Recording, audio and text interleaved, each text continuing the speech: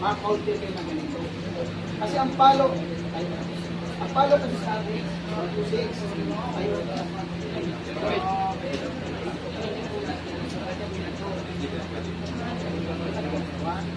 dito ang patamaan na, 1, 2, different light ang naman 3, 4, iba yung 12 strike ha, 5, 6, kaya pag dating natin sa trabaho natin, kailangan matutunan natin kung paano kontrolin ang tao.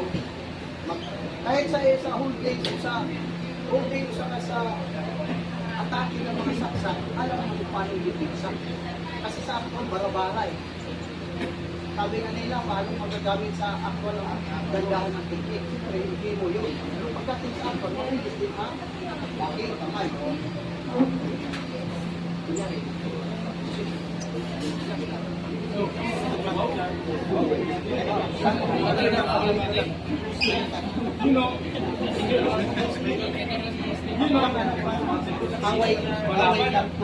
Away kasi sa actual walang susuntukan siya.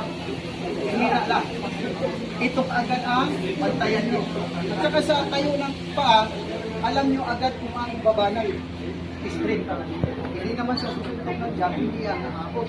Kaya pag nagsulimbawa, ito, nakasita kayo ng ganito, sir, bawal pumasok sir, ay magpupumilig pa rin.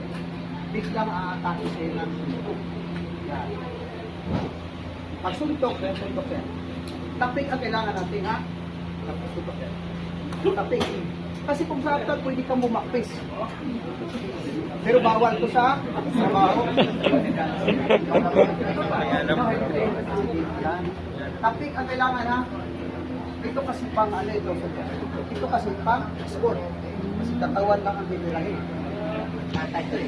Pero pagdating sa actual, ito ang pinakadabis.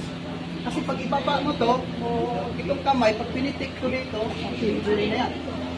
Ang gagamitin natin para safety siya, mai-release yung mga hinituan. Jerk lang muna sa mukha. Sabay?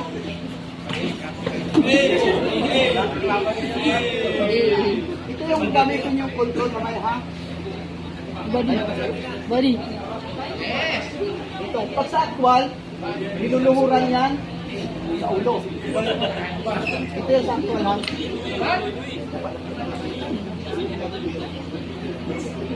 Ito kasi, pag halimbawa na medyo flexible siya, pwede mong gawin kinura.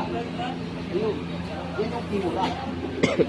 Walang nakasalala yan, pero bihira lang sa control nito na makapalusot, nakagayat flexible sa kanya.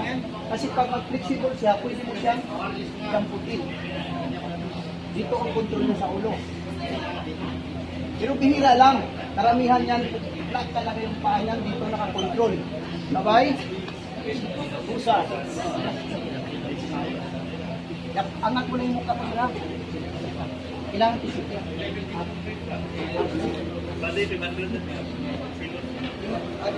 Angat mo na yung ulo.